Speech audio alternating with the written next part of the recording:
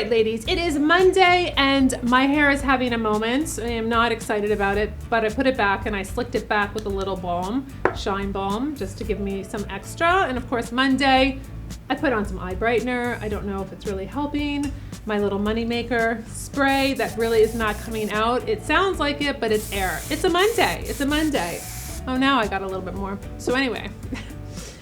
I am going to be doing a video of all my makeup tips. So it's a really great, I like to do this from time to time where I give you so many tips throughout all my videos. And we get so many calls at the studio about what video was it in, or I watched this video and I can't find it again. So I'm doing all my tips that I teach you and my makeup tutorials in this video. And I love it because it's going to basically be a great reference for you in your library of knowing, okay, that's right, this is what I do. These are her tips, what have you. So these are my best tips.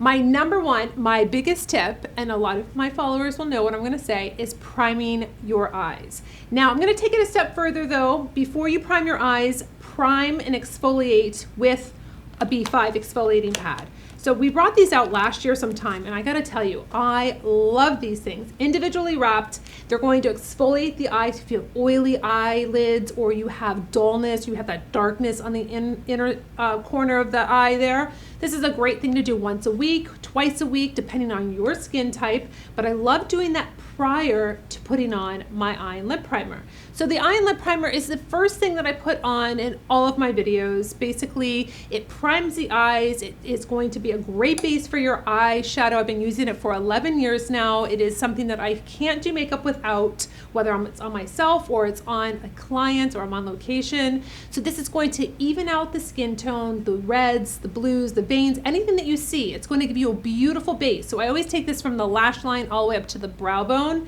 And honestly, you will see such a big difference. I show you my fierce aging all the time when I prime one eye and I show you what the eye looks like. You can see a complete difference. So you don't want to put your eyeshadow on an unprimed eye because it's going to muddy up. It's going to get involved with your actual natural eyelid skin, and it's not going to be the true colors that you're seeing in the palette. This is one of my best tips.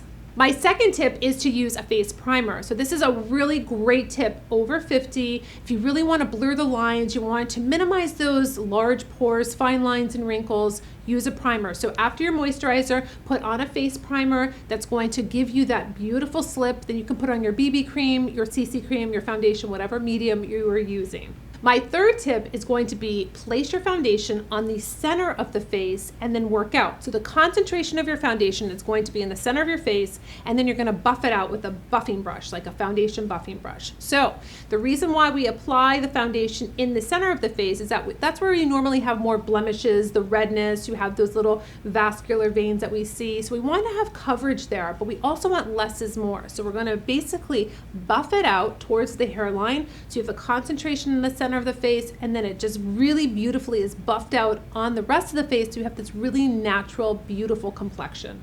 My fourth tip is to fill in your brows.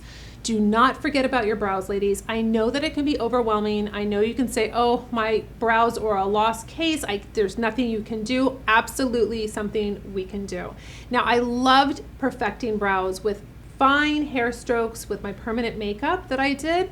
I would see clients for the last 10 years and I created brows, and it was just such a transformation. It was such a gratifying treatment for me because it really changed the lives of women that had alopecia, that went through chemotherapy, whatever the case was, over plucking. So you don't want to, there are a lot of options for you. Okay, so that is one of them, but again, do your research.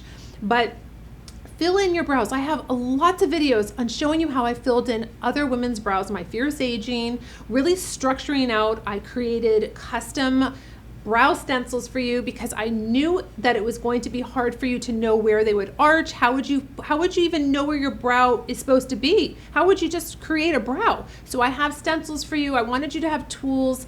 Also, remember to use a brow fix. A lot of us are getting gray hairs in our brows, and I don't like mine. I'm like, oh, I'm gonna pluck this out, but I'm like, I need the brow hair.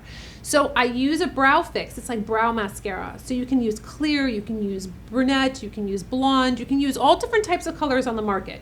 And you can really get that thickness to your brow, but also you're covering the gray. That's a very important aspect, ladies. Do not pluck out your gray brows, please.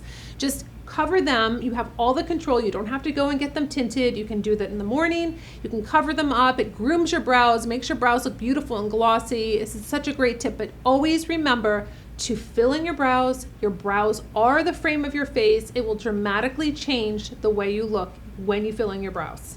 My fifth tip is to start with your eyes. Now, you know this if you've watched my YouTube videos with my makeup tutorials, that I always start with the eyes first. I do not do a beautiful complexion and do all of this stuff like most YouTubers do, because I'm not going to go back and start doing the eyes and then have all the fallout and then try to whisk away and then glob all that powder underneath the eye. So when I go back, does that make sense? Especially for us women that are more mature. I don't want a ton of powder underneath my eyes. I don't want to have a lot of fallout of shadow and then it looks muddied up and then I'm trying to get it and then I have to take off my concealer and my foundation. Then I got to put it back on. No.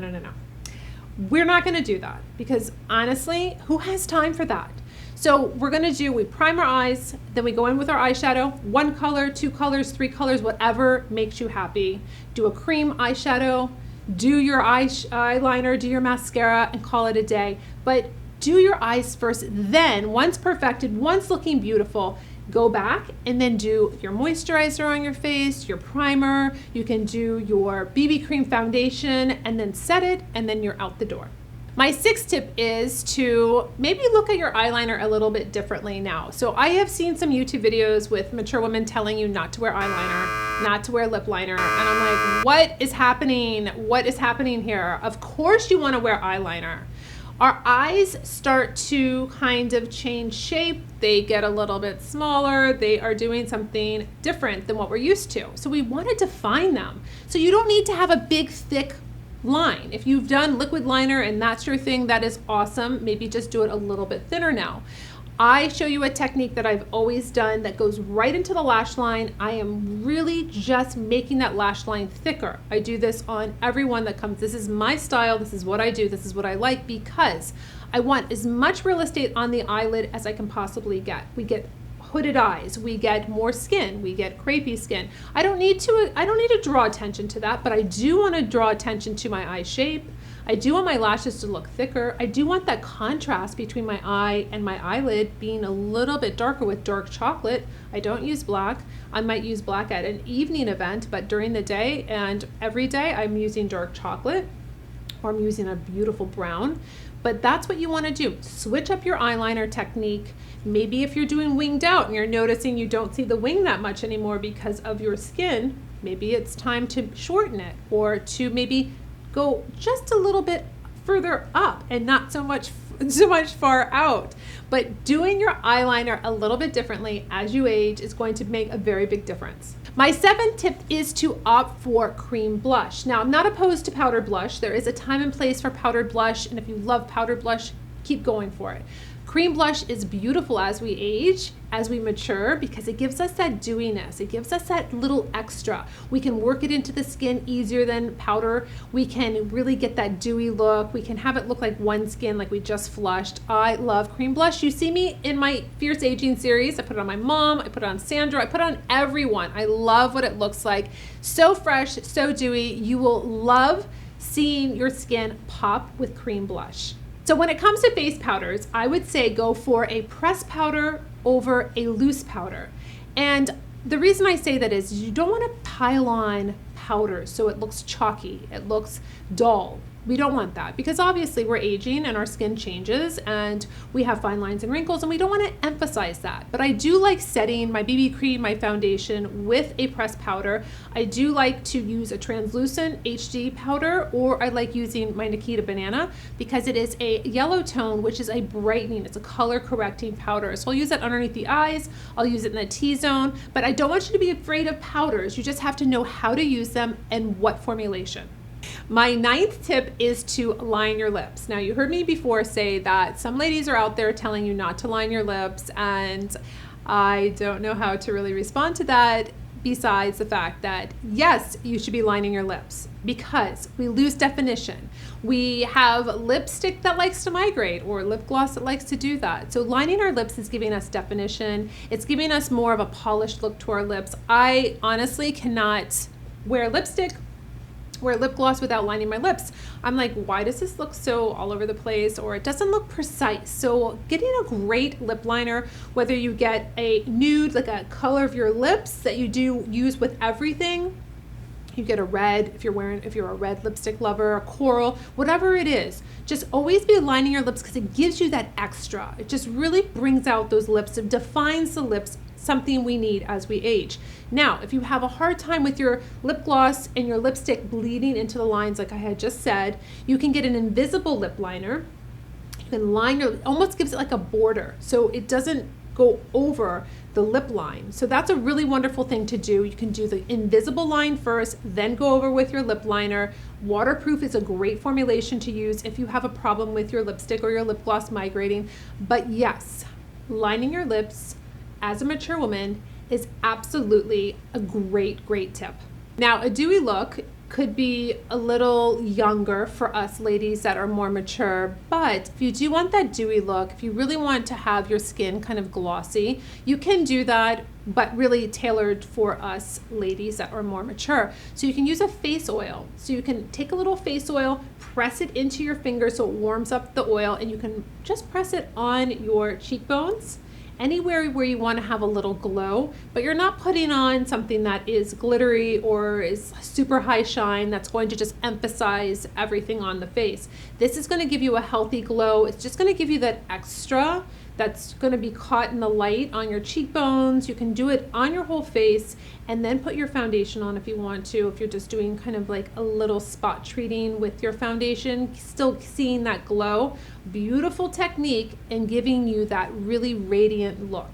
Going into my 11th tip is going to be preparing your lips. So you'll see me in my videos putting on a vitamin E lip treatment. There is nothing worse, ladies, than putting on your lipstick, whether it is a nude lip or it is a red lip, and having really dehydrated lips, flaky lips, lips that just don't look beautiful. They don't look moisturized. We can take it a step further and talk about exfoliating the lips. I showed you from the drugstore, I used L'Oreal. They have a sugar scrub that you can use, very inexpensive.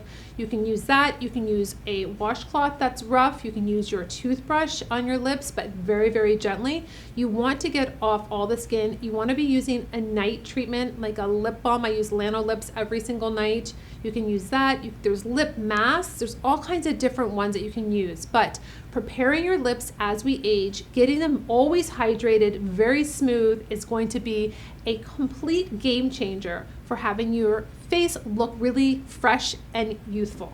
So my 12th tip is upgrade your skincare routine. Ladies, I have gone through DIY facials with you on this channel. I have showed you drugstore skincare. I've showed you Luxe skincare. I'm all about skincare. Obviously, as an esthetician, it's very important because your makeup's never gonna look great. You're not going to feel vibrant and youthful when you see your skin dry, dehydrated, pigmented.